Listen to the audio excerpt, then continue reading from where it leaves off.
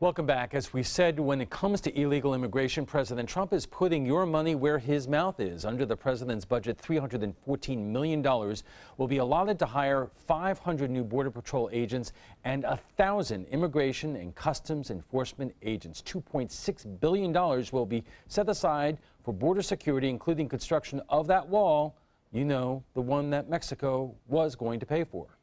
Joining us for more on how it could impact the Suncoast is Reverend Russell Meyer, the Executive Director of the Florida Council of Churches, and Anna Lamb, President of the West Tampa branch of LULAC, the League of United Latin American Citizens, and Sarah Blackwell, an employment lawyer at the Blackwell firm. She is also the President of Protect U.S. Workers. This is one of these classic issues where really it depends on where you fall in terms of if you support what the president is doing, you are happy about what you've been seeing around the country, and if you're not, you're pretty angry about it. Sarah, let me start with you because I'm thinking of one of the interviews in Kate's story where the woman says, we are doing the jobs that Americans don't want to do, and I'm thinking about all the folks who are in the fields picking the vegetables that we go and buy, the people who are cutting our lawns and running the drive-thrus. And I'm wondering, for somebody who is supportive of what the president is doing, are those jobs being taken away by Americans? Because I don't know too many Americans who want to do them. Well, I believe that if you paid people a fair wage and treated them properly, then more Americans would be willing to do the jobs. But even if that's not true, what makes us say, okay, we have jobs that we won't do, so we're going to make you do it, and we're going to let you do it. We are now making them second-class citizens by saying, you get to do our grunt work, because we're not willing to do our grunt work. It's a message to both sides that is very inhumane. So I do not agree with that rhetoric of, I'm doing jobs nobody else will do. Well, that's wrong on both sides. It's hurtful for both sides. The message to both sides is pretty brutal. I think the business owners are the only people who benefit from allowing immigrants to stay here illegally without deporting them and without allowing them to be legal and work legally. You know, there is a point there, and I've done so many stories about day laborers, and I have seen landscape companies or construction companies pull up to areas on a street corner and pick these people up and take them to work sites. And you know, those business owners are not paying labor taxes and workers' compensation taxes. Aren't those the folks who are really at fault here?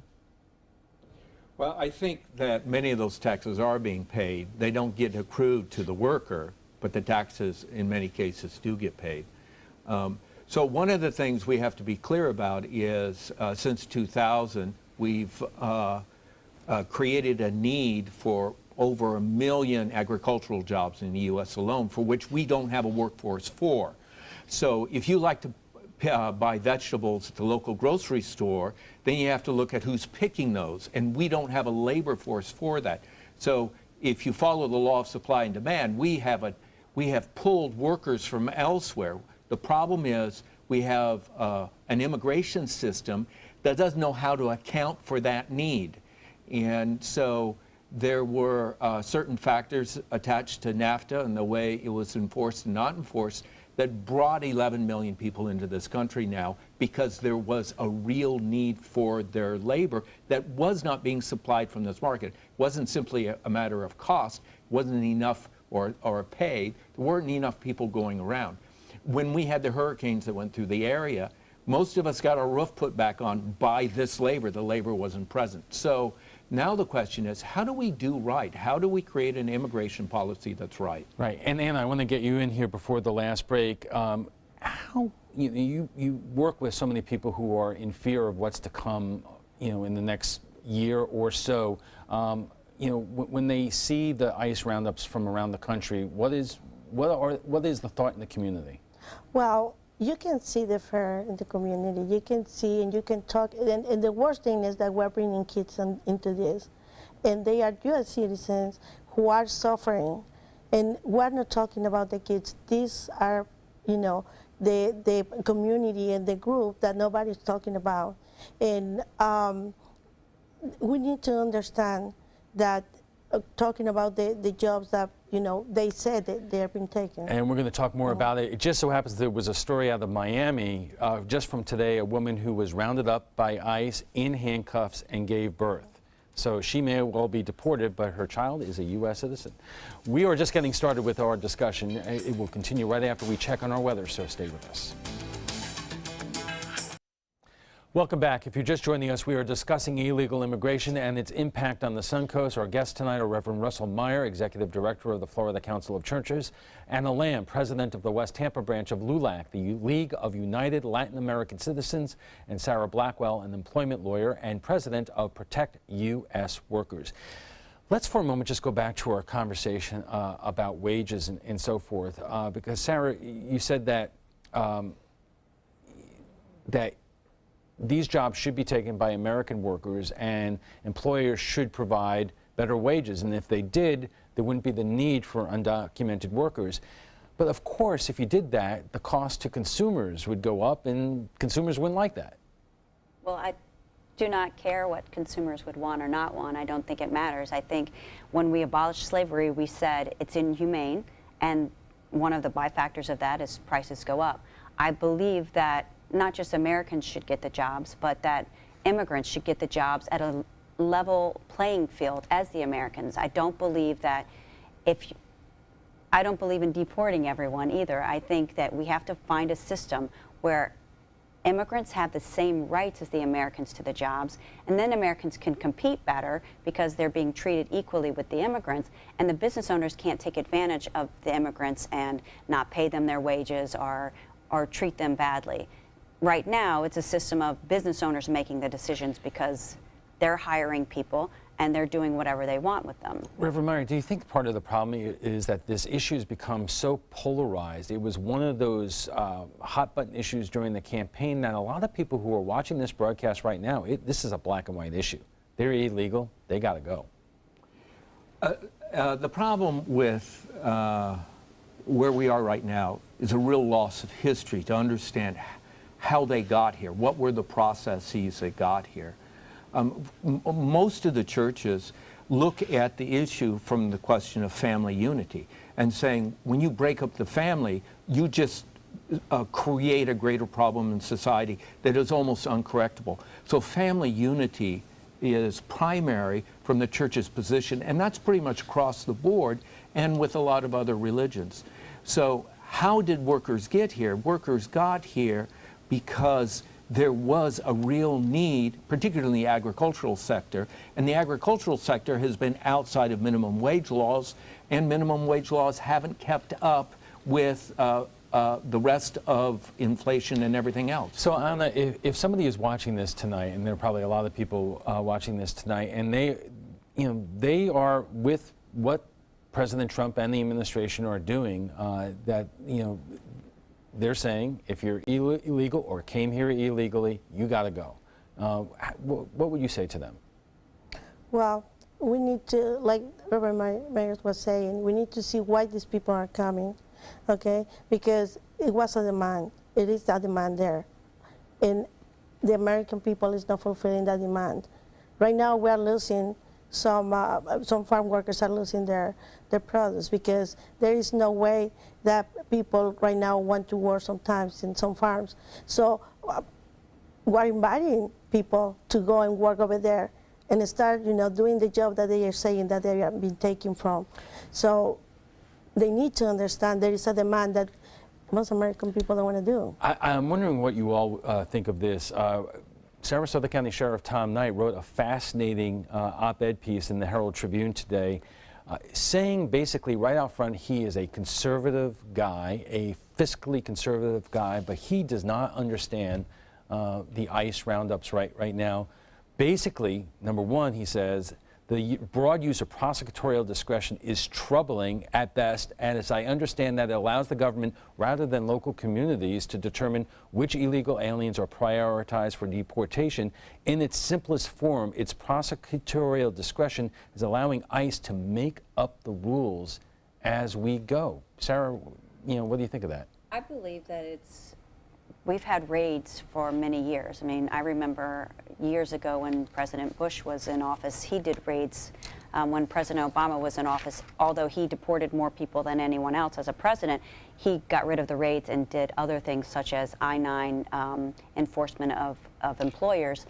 I believe that President Trump is building a wall and trying to secure the borders and focusing on the criminal illegal immigrants and trying to get rid of that. And then I don't see him pushing any further after that. I see him moving towards amnesty. The reality is not that, because we have to be in the streets to learn who are the people that are being taken. To this day, since the order has been out, we haven't seen criminals being taken. We have seen families, hard workers' families, be taken because it's not explicit to what extension, and the people who's doing it, they don't have the training to do it. So we're having families. Let me offer up a scenario here, because one of the examples in this debate over the last few weeks has been, I believe it was a woman in Colorado whose only crime was that she used a fake Social Security number to get a driver's license.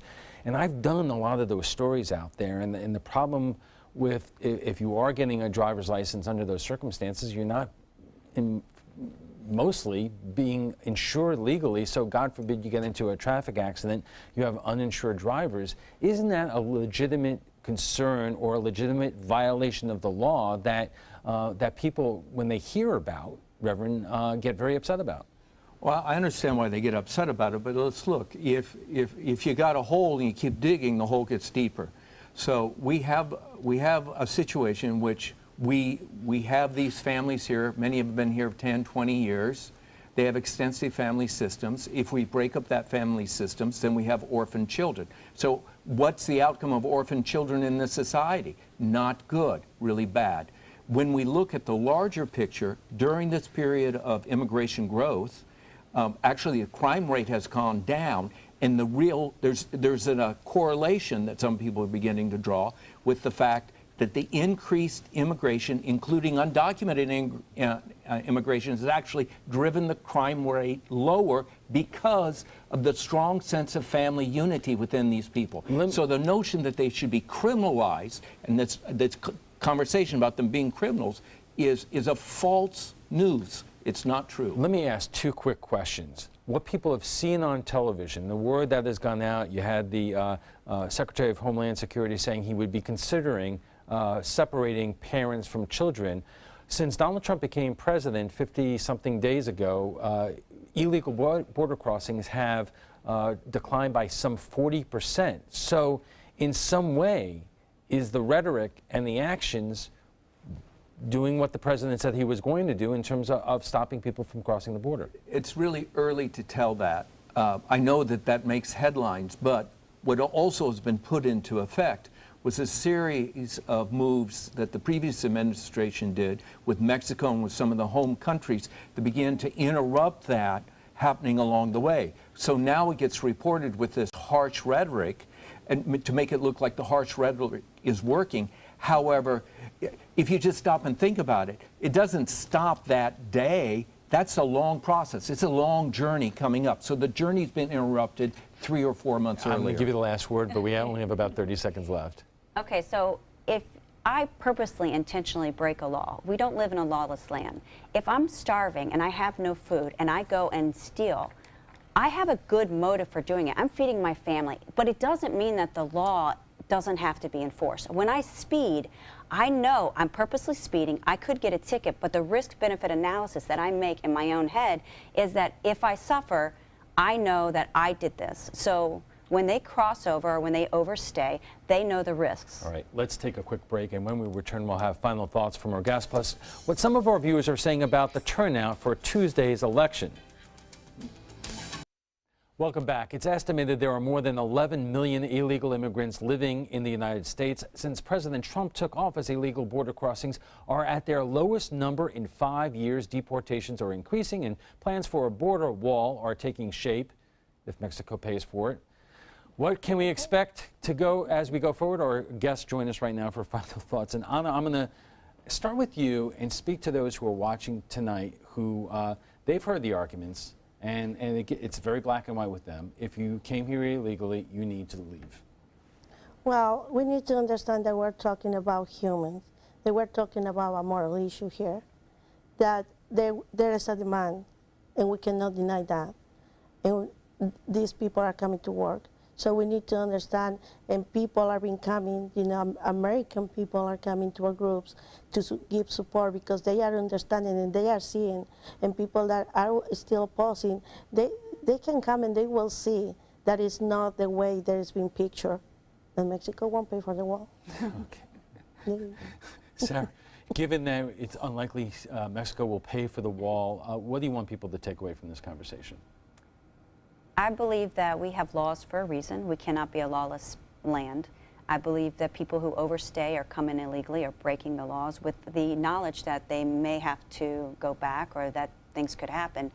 I think that the way that the system is right now is worst case scenario because the illegal immigrants are being treated like slaves and the Americans are not being able to compete for the jobs, and the only winners are the business owners. So I think that we need to allow the people to stay or make them leave, but we cannot allow the business owners to be the ones who benefit from this at the cost of everyone involved. All right, Reverend Meyer, you get the last word. Well, I would agree with what Sarah's saying about business owners profiting. So what the wall has really done that's there now and the bigger one that's planned is prevents people from going home. And they get locked up and put into detentions that are private prisons.